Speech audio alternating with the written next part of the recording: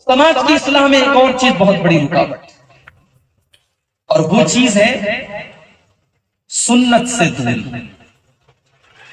آج سماج میں کتنی ایسی چیزیں ہیں جو بدعت ہیں، جو غلط ہیں، اور سماج میں ان کو سنت کا درجہ دے دیا گیا، اور جب ان کو چھوڑنے کو کہو تو لوگوں کا ان کو چھوڑنا اتنا مشکل ہے، ایسا لگ رہا ہے کہ کوئی بہت بڑا ثواب کا کام ہے جس کو انہیں چھوڑنا پڑا۔ اسی لیے بعض علماء کہتے ہیں کہ جہاں کوئی بدعت جنم لیتی ہے وہاں ضرور کوئی نہ کوئی سنت اٹھا لی۔ میرے پیارے ساتھیوں، اسلام ایک مکمل دین ہے، اور یہ 1400 سال پہلے مکمل ہو چکا تھا۔ اسلام کو پہچاننے کا کرائیٹیریا یہی ہے کہ آپ 1400 سال پیچھے چلے جائیں، اگر وہاں جلوس نکل رہا تھا تو آج آپ کا جلوس بھی صحیح ہے، وہاں ماتم ہو رہا تھا تو آج آپ کا ماتم بھی صحیح ہے، وہاں تعزیے نکل رہے تھے تو آج آپ کا تعزیہ بھی صحیح ہے، وہاں قبروں پر سجدے ہو رہے تھے تو آج آپ کا قبروں پر سجدہ کرنا بھی صحیح ہے۔ اور یہ تمام چیزیں اگر 1400 سال پہلے کے دین اسلام کے اندر موجود نہیں تھی اور آج آپ نے اس کو ایڈ کر لیا، شامل کر لیا، اس کا مطلب کہ یہ بدعت ہے، اور بدعت کا ثواب نہیں عذاب ملے گا اللہ کی بارگاہ میں۔ امام مالک رحمۃ اللہ علیہ اس امت کی ایک ایسی شخصیت ہے جس کی زندگی گزری ہے قال رسول اللہ بیان ہے۔ مسجد نبوی میں درس ہوتا تھا امام مالک، اور اس بندے نے، اس انسان نے اپنی زندگی کو کھپا دیا ہے اپنے نبی کی حدیثوں کو پڑھنے اور پڑھنے۔ امام مالک جب کوئی بات بولتے ہیں تو اس کی بات میں گہرائی ہوتی ہے، ان کی بات میں بڑی باریکی ہے۔ امام مالک فرماتے ہیں من ابتدع فی الاسلام بدعۃ یراھا حسنۃ فقد زعم ان محمدا خان الرسالہ۔ بڑے غور سے سنیے گا، امام مالک کہتے ہیں جو یہ دعویٰ کرتا ہے کہ اس نے کوئی اچھی بدعت کی ہے، اس سے بعض لوگوں کیا بدعت کا کیٹیگرائزیشن ہے، وہ کہتے ہیں صاحب مائک بھی تو نبی کے دور میں نہیں تھا، مائک بھی تو بدعت ہے، لیکن مائک کا مقصد اچھا ہے، مائک کے ذریعے آواز دور تک جا رہی ہے، لہذا یہ بدعت حسنہ ہے۔ ٹیوب لائٹ نہیں تھا نبی کے دور میں، چراغ جلتے تھے، آج ٹیوب لائٹ آ گیا تو ٹیوب لائٹ بدعت ہے مگر بدعت حسنہ ہے۔ تو یہ مزاروں پر اگربتی جلانا بھی بدعت حسنہ ہے، یہ چادر چڑھانا بھی بدعت حسنہ ہے، یہ مرنے کے بعد تیجا کرنا بھی بدعت حسنہ ہے، 40واں کرنا بھی بدعت حسنہ ہے۔ کوئی یہ نہیں پوچھتا کہ بھائی یہ مائک عبد الغفار صاحب نے یہ سوچ کر کے نہیں لگایا ہے کہ مائک لگائیں گے تو ثواب زیادہ ملے گا، ایک مقصد ہے کہ میری آواز دور تک پہنچے۔ مائک نہیں تھا تب بھی تقریر ہوتی تھی، ٹیوب لائٹ کا دور نہیں تھا تب بھی تقریریں ہوتی تھی، یہ تو ایک سہولت ہے جو ہم حاصل کریں، یہ بدعت نہیں ہے۔ بدعت اس کام کو کہتے ہیں جسے دین سمجھ کر کے اور ثواب سمجھ کر کے اور شریعت کا ایک حصہ سمجھ کر کے انجام۔ امام مالک کہتے ہیں جس نے کوئی بدعت کی اور اس نے یہ سوچ کر کے بدعت کی کہ اس کی بدعت اچھی ہے تو اس نے یہ دعویٰ کیا، اس نے یہ کلیم کیا کہ محمد صلی اللہ علیہ وسلم نے اللہ کی رسالت کو پورا نہیں پہنچایا، اللہ کے پیغام کو پورا نہیں پہنچایا، اس لیے کہ اللہ قرآن میں کہتا ہے الیوم اکملت لکم دینکم واتممت علیکم نعمتی ورضیت لکم الاسلام دینا۔ اے نبی آج میں نے تمہارے دین کو مکمل کر دیا۔ امام مالک کہتے ہیں کہ یہ قرآن کی آیت ہے، سورہ مائدہ کی تیسری آیت ہے، یہ آیت نبی کے دور میں اتری ہے، حجۃ الوداع کے موقع پر اتری ہے۔ جب دین اس دن مکمل ہو گیا تو جو چیز اس دن دین میں شامل تھی وہی آج بھی دین میں شامل رہے گی، اور جو اس دن دین میں شامل نہیں تھی قیامت تک دین میں شامل نہیں ہو سکتی۔ یہ ہے بدعت کی ڈیفینیشن، اور بدعت کا مطلب آج امت کا ایک بڑا طبقہ بدعت کو انجام دے رہا ہے اور مست بنا ہوا۔ بدعتی کو سمجھانا بہت مشکل کام ہے، بدعتی کا توبہ کرنا بہت مشکل کام ہے۔ کیوں؟ کیونکہ بدعتی بدعت کو ثواب سمجھ کے کرتا ہے بھائی، وہ تو منع کرنے والے کو گستاخ کہے گا، وہ تو روکنے والے کو بدتمیز کہے گا کہ تو نبی سے محبت نہیں کرتا، تو نبی کا گستاخ۔ اسی لیے اللہ کے پیارے نبی اپنے ہر خطبے میں بدعت سے روکا کرتے تھے، اور ایک مرتبہ تو آپ نے ایسا خطبہ دیا، حضرت ارباز بن ساریہ کہتے ہیں اس خطبے کو سن کر کے صحابہ کے دل کانپ گئے اور صحابہ کی آنکھوں سے آنسو بہے۔ ہم نے کہا کہ اللہ کے نبی، آج آپ کا خطبہ سن کر کے ایسا لگ رہا ہے کہ آج آپ کا یہ آخری خطبہ ہے، آج آپ کا یہ الوداعی خطبہ ہے۔ اے اللہ کے پیارے نبی، اس موقع پر کچھ نصیحتیں فرما دیجئے۔ اللہ کے پیارے نبی نے فرمایا، اوصیکم بتقوی اللہ والسمع والطاعہ۔ او لوگوں، میں تم کو وصیت کرتا ہوں تم اللہ سے ڈرتے رہنا اور اپنے امیر کی اطاعت کرتے رہنا۔ کوئی حبشی غلام بھی تمہارے اوپر امیر بنا دیا جائے تم اس کی اطاعت کرتے رہنا۔ وَإِنَّهُ مَن يَعِشْ مِنكُم بَعْدِي فَسَيَرَى اخْتِلَافًا كَثِيرًا، اور جو میرے بعد زندہ رہے گا وہ بہت اختلاف دیکھے گا۔ فَعَلَيْكُمْ بِسُنَّتِي وَسُنَّتِ الْخُلَفَاءِ الرَّاشِدِينَ الْمَهْدِيِّينَ، تو تم میری سنت کو تھام لینا اور میرے خلفائے راشدین کے طریقے کو تھام لینا۔ میری سنت کو تھام لینا اور میرے خلفائے راشدین جس طریقے سے میری سنت پر چلیں گے اس طریقے کو تھام لینا۔ وَإِيَّاكُمْ وَمُحْدَثَاتِ الْأُمُورِ، اور تم دین کے اندر نئے نئے کاموں سے بچنا۔ فَإِنَّ كُلَّ مُحْدَثَةٍ بِدْعَةٌ، اس لیے کہ دین کے اندر ہر نیا کام بدعت ہے۔ تو بدعت یہ انسان کو سنت سے دور کرتا ہے۔ اسی لیے اللہ کے پیارے نبی فرماتے ہیں، من عمل عملا لیس علیہ امرنا فہو رد، جو کوئی ایسا کام کرے جس کام کا ہم نے حکم نہیں دیا ہے تو اس کا وہ عمل مردود ہو جائے گا، کل اللہ کی بارگاہ میں اس کے منہ پر مار دیا جائے گا۔ بدعت اللہ کے قبول نہیں، اس لیے کہ اللہ کے ہاں کسی بھی عمل کے قبول ہونے کی دو بیسک کنڈیشن، اس کو یاد رکھیے۔ کوئی بھی عمل اللہ تعالیٰ کے تبھی قبول ہوگا جب اس کے اندر دو شرطیں پائی جائیں، دو کنڈیشنز پوری ہو رہی۔ نمبر ایک، وہ عمل اللہ کے لیے کیا جائے۔ اگر اس عمل میں اخلاص نہیں ہے، وہ عمل دنیا کو دکھانے کے لیے ہو رہا ہے، لوگوں کو خوش کرنے کے لیے ہو رہا ہے، اللہ کے وہ عمل قبول نہیں ہوگا۔ اور نمبر دو، وہ عمل سنت کے مطابق ہو، وہ عمل جناب محمد رسول اللہ صلی اللہ علیہ وسلم کے طریقے کے مطابق ہو۔ اگر طریقے کے مطابق نہیں ہے تو پھر وہ بدعت ہے، اور بدعت اللہ تعالیٰ کیا ناٹ ایکسپٹڈ، ریجیکٹڈ، اللہ تعالیٰ کیا مردود کر دی جائے گی۔ بلکہ کل قیامت کے دن اللہ کی بارگاہ میں جب اللہ کے پیارے نبی اپنے امتیوں کو حوض کوثر کا جام پلائیں گے تو بدعتیوں کو دھکار دھکار کر بھگائیں گے کہ بھاگو یہاں سے۔ لمن غیر عبادی، لمن غیر عبادی، جس نے میرے دین کو بدل ڈالا، میرے دین کے اندر چینجنگ کر دی، میرے دین کے اندر ماڈیفیکیشن کر دیا، میں اس کو اپنے کوثر کا جام نہیں پلاؤں گا۔ اللہ کے پیارے نبی اس کو محروم ہے۔ تو یہ بہت بڑی بدعت جس نے ہمیں اور آپ کو سنت سے دور کیا۔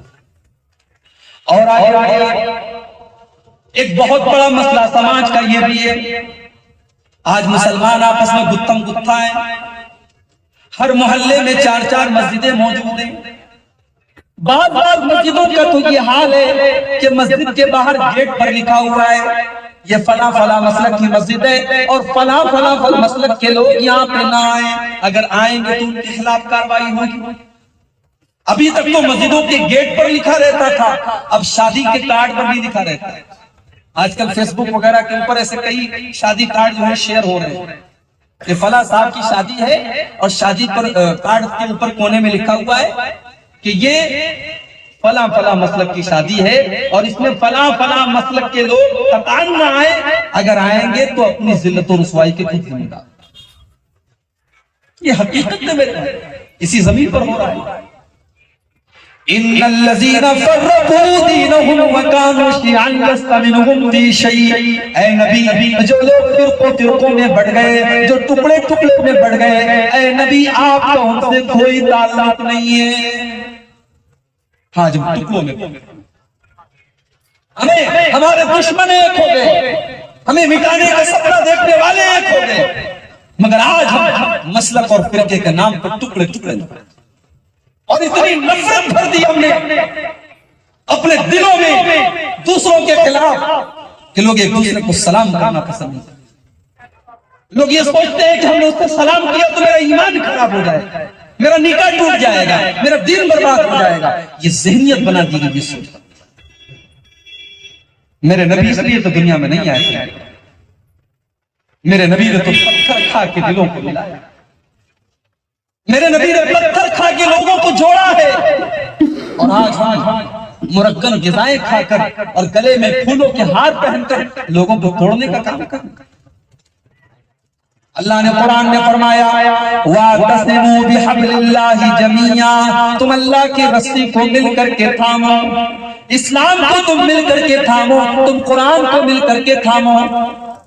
وَاذْكُرُوا نِعْمَتَ اللَّهِ عَلَيْكُمْ، اور آپ فرقوں میں نہ بٹو، اور اللہ کی نعمت کو تم یاد کرو، تم اللہ کے احسان کو یاد کرو۔ اِذْ كُنْتُمْ أَعْدَاءً فَأَلَّفَ بَيْنَ قُلُوبِكُمْ، تم ایک دوسرے کے دشمن تھے، تم ایک دوسرے کے خون کے پیاسے تھے، اللہ نے تم کو اپنے نبی کو بھیج کر کے بھائی بھائی بنا دیا۔ فَأَلَّفَ بَيْنَ قُلُوبِكُمْ، اللہ کے نبی نے تمہارے دل میں ایک دوسرے کی محبت ڈال دی۔ فَأَصْبَحْتُمْ بِنِعْمَتِهِ إِخْوَانًا، اور تم ایک دوسرے کے بھائی بھائی بن گئے۔ آج اس امت کے اندر فرقہ پرستی اور آپس کا تفرقہ اس امت کی جڑوں کو کھود رہا ہے۔ میرے نبی نے اس امت کو ایک دھاگے میں پرویا، میرے نبی کے صحابہ کو، ان میں کوئی ذات برادری کی تفریق بھی نہیں۔ آج ہمارے یہاں ذات برادری کا بھی بڑا مسئلہ ہے صاحب۔ آپ کے اسی بہار میں غالباً چمپارن وغیرہ کے آس پاس کا کوئی علاقہ ہے، وہاں سڑک کے بیچ میں دیوار کھڑی ہے، یہ انصاریوں کا راستہ ہے، یہ شیخوں کا راستہ۔ انصاری کے راستے سے شیخ نہیں جا سکتا، شیخ کے راستے سے انصاری نہیں۔ برادریوں پر ناز، کسی کو اپنے شیخ ہونے پر فخر ہے، کسی کو اپنے خان ہونے پر فخر ہے، یہ جاہلیت کی باتیں ہیں، اور محمد رسول اللہ نے ان کو اپنے جوتوں کی نوک پر، اپنے جوتوں کی ٹھوکروں پر رکھا تھا ان تفریقات۔ یاد کرو اپنے نبی کا بھی خطبہ، وہ خطبہ جسے خطبہ حجۃ الوداع کہا جاتا ہے۔ اللہ کے پیارے نبی عرفات کے میدان میں اپنی اونٹنی کے اوپر سوار ہے اور خطبہ دے رہے ہیں، اور دنیا کی تاریخ کا یہ سب سے یادگار، اس میں کوئی لاؤڈ اسپیکر نہیں لگا ہے، کوئی مائک نہیں لگا ہے، مگر 1.25 لاکھ کا مجمع برابر سن رہا ہے۔ اللہ نے 1.25 لاکھ کے مجمع تک محمد رسول اللہ کے الفاظ کو ان کے کانوں تک پہنچایا۔ اس خطبے میں اللہ کے نبی نے فرمایا تھا الا ان ربکم واحد وان اباکم واحد، او لوگو تمہارا رب بھی ایک ہے، تمہارے باپ آدم بھی ایک ہے۔ لا فضل لعربی علی عجمی، کسی عجمی کو کسی عربی کے اوپر کوئی فضیلت حاصل نہیں، کسی عربی کو کسی عجمی پر کوئی فضیلت حاصل نہیں، کسی گورے کو کسی کالے کے اوپر کوئی فضیلت حاصل نہیں، کسی کالے کو کسی گورے پر کوئی فضیلت حاصل نہیں، الا اسلام کے اندر اگر فضیلت کا کوئی معیار ہے تو تقویٰ ہے۔ تقویٰ پیدا کر لو، تقویٰ کی بنیاد پر اللہ تعالیٰ کے کو فضیلت۔ نبی اکرم کے صحابہ میں ایران کے رہنے والے سلمان فارسی بھی ہیں، حبشہ کے رہنے والے بلال حبشی بھی ہیں، روم کے رہنے والے سہیب رومی بھی ہیں، یمن کے رہنے والے ابو ہریرہ بھی ہیں، مدینہ کے رہنے والے انصار بھی ہیں، مکہ کے رہنے والے قریشی بھی ہیں۔ کوئی ذات اور برادری کی بنیاد پر کوئی جھگڑا نہیں ہے، نبی نے سب کو ایک دھاگے میں کیا۔ اور اسی لیے اللہ نے قرآن میں 26ویں پارے میں فرمایا یا ایھا الناس انا خلقناکم من ذکر و انثى وجعلناکم شعوبا وقبائل لتعارفوا ان اکرمکم عند اللہ اتقاکم۔ اے لوگو ہم نے تم کو ایک مرد سے اور ایک عورت سے پیدا کیا ہے، ایک ہی ماتا پتا کی سنتان ہو، ایک ہی ماں باپ کی اولاد ہو، اور ہم نے تمہارے قبیلے، تمہارے خاندان اور تمہاری برادریاں اس لیے بنائی تاکہ تم ایک دوسرے کو پہچان سکو۔ ان اکرمکم عند اللہ اتقاکم، تم میں سب سے زیادہ عزت اللہ تعالیٰ کی اسی کو ملے گی جو سب سے زیادہ تقوی ہوگا، تقوی والا ہوگا، جو جتنا متقی ہوگا اللہ کے اس کا مقام پہنچ۔ تو فرقہ پرستی کی اور ذات برادری کی میرے بھائیوں اسلام میں کوئی ہے، اس امت کو اللہ کے پیارے نبی نے ایک دھاگے میں پرویا۔ اللہ کے پیارے نبی صلی اللہ علیہ وسلم فرماتے ہیں مثل المؤمنین فی توادہم وتعاطفہم وتراحمہم کمثل الجسد الواحد۔ او میری امت کے لوگوں، تم آپس میں اتنی محبت کیا کرو ایک دوسرے سے، اتنی محبت کیا کرو کمثل الجسد الواحد، جیسے انسان کا شریر ہوتا ہے، جیسے انسان کی باڈی ہوتی ہے، انسان کے شریر میں کہیں پر بھی تکلیف ہوتی ہے پورا بدن بے چین ہو جاتا ہے، پوری باڈی متاثر ہو جاتی ہے، پورے شریر کے اندر درد کی لہریں دوڑنے لگتی ہیں۔ امت کا ایک انسان بھی اگر تکلیف میں ہو تو پوری امت اس کی تکلیف کو محسوس کرے، اس امت کو تو ایسا ہوگا۔ ایک اور حدیث میں اللہ کے پیارے نبی صلی اللہ علیہ وسلم فرماتے ہیں المؤمن للمؤمن کالبنیان یشد بعضہ بعضا۔ ایک مومن تو دوسرے مومن کے لیے ایک عمارت کی طرح ہوتا ہے، ایک بلڈنگ کی طرح ہوتا ہے، جیسے بلڈنگ کا ایک حصہ دوسرے حصے کو طاقت دیتا ہے، سپورٹ دیتا ہے، ایک مومن دوسرے مومن کو سپورٹ دیتا ہے۔ آج ہم ٹانگ کھینچتے ہیں، ایک مسلک کا مولوی گرفتار ہو گیا کسی معاملے میں، پھنسایا گیا اس کو، تو دوسرے مسلک کے لوگوں نے فیس بک کے اوپر پوسٹ ڈالی کہ آج تو مٹھائی کھانے کے لیے دوسروں کی مصیبتوں پر خوشی منانے والوں سب کا نمبر اور سب کا نمبر آ رہا ہے۔ ہم نے بٹوارے کیے، ہمارے دشمن نے کوئی بٹوارا نہیں، اس کی نظر میں ہم سب ایک، وہ باری باری سے سب کو اپنے مرضے میں لے رہا۔ تو یہ فرقہ پرستی ہماری بہت بڑی، اور اس سے ہم کیوں نہیں نکل پا رہے؟ کیونکہ ہمارے اندر تعصب ہے۔ کل حزب بما لدیہم فرحون، ہر فرقے والا، ہر گروہ والا اپنے آپ میں مست بنا ہوا ہے، اسے لگتا ہے کہ بس ہم صحیح ہیں، کوئی اور صحیح نہیں ہے۔ سوال یہ ہے اس اختلاف کو ختم کیسے کیا جائے، ان جھگڑوں کو ختم کیسے کیا جائے، آج مسلمانوں کے درمیان جو اتنے اختلافات ہیں ان کو دور کیسے کیا جائے۔ میرے بھائیو آؤ، میں یہ نہیں کہتا تم میری بات مان لو، میرے بزرگوں کی بات مان لو، آؤ قرآن سے پوچھتے ہیں قرآن کا سولوشن بتاتا ہے۔ قرآن کہتا ہے فلا وربک لا یؤمنون حتی یحکموک فیما شجر بینہم ثم لا يجدوا في أنفسهم حرجا مما قضيت ويسلموا تسليما۔ قرآن کیا کہتا ہے؟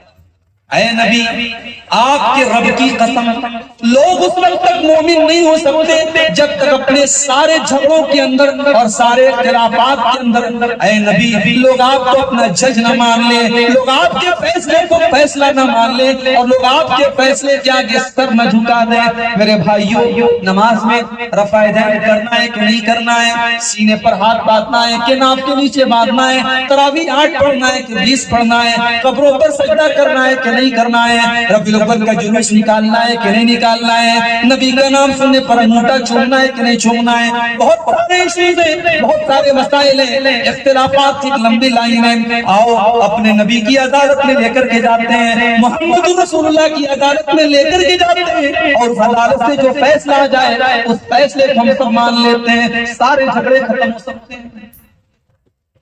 کیا اختلاف صحابہ کے درمیان نہیں ہوتے؟ صحابہ کے درمیان بھی اختلاف۔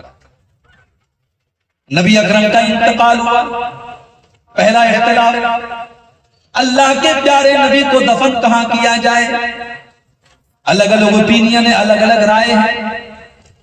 حضرت عائشہ نے اللہ کے پیارے نبی کی حدیث پڑھ کے سنا دی کہ نبی کا جہاں انتقال ہوتا ہے نبی کو وہیں دفن کیا جاتا ہے۔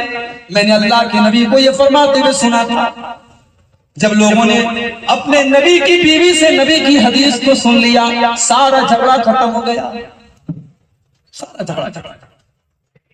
ایک اور مسئلے پر اختلاف ہوا، نبی کے انتقال کے بعد بہت سارے صحابہ تو یقین کرنے کو تیار ہی نہیں تھے کہ اللہ کے پیارے نبی کے اوپر بھی موت آ سکتی ہے، آپ بھی اس دنیا سے تشریف لے جا سکتے ہیں، آپ کی وفات ہو سکتی ہے۔ حضرت عمر نے تو یہاں تک کہہ دیا کہ جو لوگ یہ دعویٰ کرتے ہیں کہ اللہ کے نبی کی وفات ہو چکی ہے، اللہ کے پیارے نبی آئیں گے اور ان کے ہاتھ اور پیر کاٹ ڈالیں گے، ان کی گردنیں مار دیں گے۔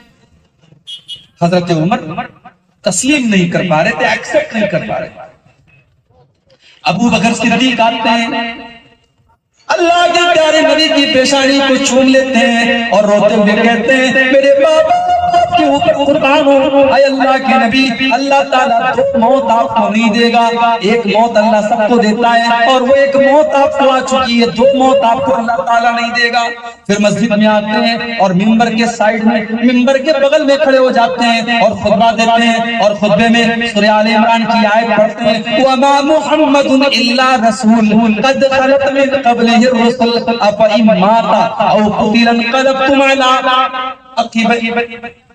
عَلَىٰ کہ محمد صلی اللہ علیہ وسلم تو اللہ کے رسول ہیں، آپ سے پہلے بھی رسول گزر چکے ہیں، اگر آپ کو موت آ جائے، او قتل یا آپ کو قتل کر دیا جائے، انقلبتم علی اعقابکم تو کیا تم اپنی ایڑیوں کے بل پلٹ جاؤ گے؟ جب حضرت ابوبکر نے قرآن کی آیت پڑھی اور اس کے بعد کہا کہ جو اللہ کی عبادت کرتا تھا، جو اللہ کی عبادت کرتا تو وہی کان کھول کر کے سن لے، اللہ زندہ ہے، اللہ کو کبھی موت نہیں آ سکتی، اور جو محمد صلی اللہ علیہ وسلم کی عبادت کرتا تھا وہ یہ سن لے کہ محمد صلی اللہ علیہ وسلم کو موت آ چکی ہے۔ جب یہ بات مانت کی صحابہ کرام میں جس کے دل میں تھوڑا بہت ڈاؤٹ تھا، سب نے سر جھکا دیا۔ حضرت عمر کہتے ہیں میں کھڑا تھا لیکن میرے پاؤں زمین پر نہیں ٹکے، میں گر پڑا زمین پر اور مجھے یقین ہو گیا کہ اللہ کے پیارے نبی اب اس دنیا میں تشریف فرما نہیں ہے، آپ کا انتقال ہو چکا ہے، آپ کی وفات۔ اختلاف تو صحابہ میں ہوا ہے۔ اللہ کے پیارے نبی کے بعد خلیفہ کون ہوگا، اس مسئلے کو لے کر کے اتنا اختلاف ہوا کہ قریب تک کی تلواریں نکل جائیں۔ مدینہ کے انصاریوں نے کہا کہ ایک امیر ہمارا ہوگا، ایک امیر تمہارا ہوگا، آپس میں لڑائی کی نوبت آ گئی تھی۔ حضرت ابوبکر صدیق کھڑے ہوئے اور کہا کہ وہ لوگوں، میں نے اللہ کے پیارے نبی کو یہ فرماتے ہوئے سنا تھا، الائمۃ من قریش، کہ خلیفہ اور مسلمانوں کا جو سردار ہوگا وہ قریش قبیلے کا ہوگا۔ انصاری صحابہ نے فوراً اپنے سر جھکا دیے اور کہا کہ ٹھیک ہے، اب ہمارا کوئی دعویٰ نہیں ہے، اب قریش میں سے کسی کو خلیفہ بنایا جائے۔ ان کا یہ مزاج تھا، یہ مزاج ہمارا نبی کی حدیث سننے کے بعد ہمارا ایگو، ہماری انا اور ہمارا اہنکار ختم ہو جانا چاہیے۔ جہاں قال رسول اللہ گیا وہ بات ختم ہو جانا چاہیے۔ یہ اختلافات کو حل کرنے کا سب سے بہترین تو ہماری سماج کی بہت بڑی پرابلم یہ آپس کے اختلافات۔